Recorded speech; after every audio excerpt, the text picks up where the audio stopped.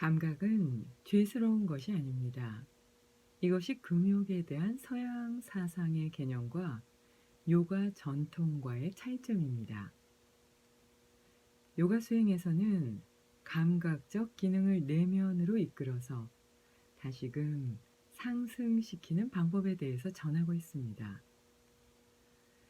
수행을 위해서 진정으로 필요한 것은 마음의 금욕입니다. 감정의 금욕은 욕망의 누름이 아니라 욕망을 잘 조절해서 한쪽으로 치우치거나 기울어지지 않게 유지함으로써 중용을 지키는 것입니다. 자, 그럼 어떻게 욕망의 중용 상태를 유지할 수 있을까요?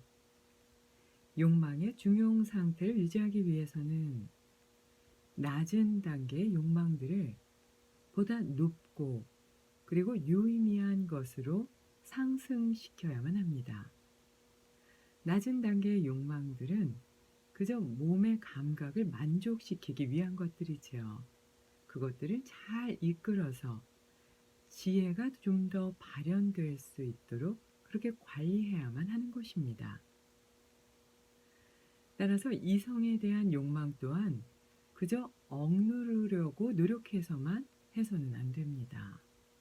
그건 정상적이거나 건강한 상태가 아니기 때문입니다.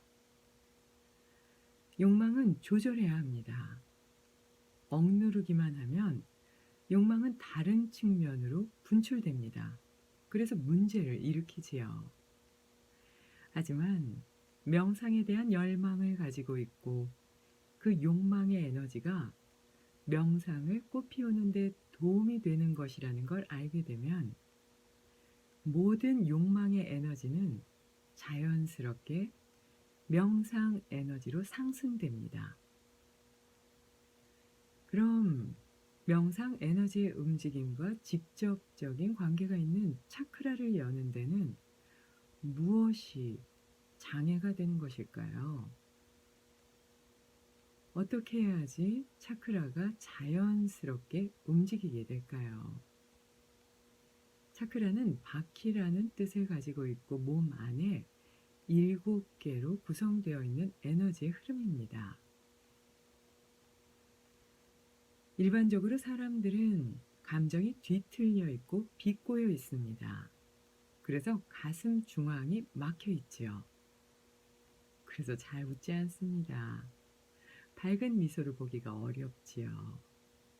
그런 상태로는 진정으로 사랑하는 마음을 갖지 못합니다. 예술적인 에너지가 생겨나지 못하는 것이지요. 창작력도 상실됩니다. 또 배꼽 중심이 막혀 있을 때는 온갖 종류의 욕망들이 일어나게 됩니다. 식욕이나 수면욕, 이성에 대한 욕, 명예욕이 절제 없이 일어나게 됩니다. 그리고 이성에 대한 에너지도 막히게 되어서 그 흐름이 아래로만 내려가 물리적인 방법으로 이성에 대한 에너지를 채우고자 노력하게 되지요. 그럼 어리석어집니다. 또한 목의 중심이 막혀 있을 때는 사람들이 말하는 그 말소리가 들리지 않게 됩니다. 서로 대화가 불가능한 것입니다. 목의 중심이 열려야지만 오랫동안 2000년 이상 울려 퍼진 성자들의 말씀같이 그렇게 말이 퍼져나가게 됩니다. 하지만 이런 부분들이 사람들은 정상적으로 모두 움직이지 않기 때문에 차크라 에너지 또한 정상적으로 움직이지 못하게 됩니다.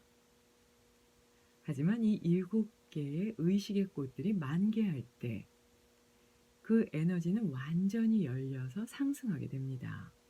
그래서 깨달음과 연결되지요. 이러한 장애물들을 제거하는 건 길고 긴 시간 동안 점진적으로 행해야만 합니다.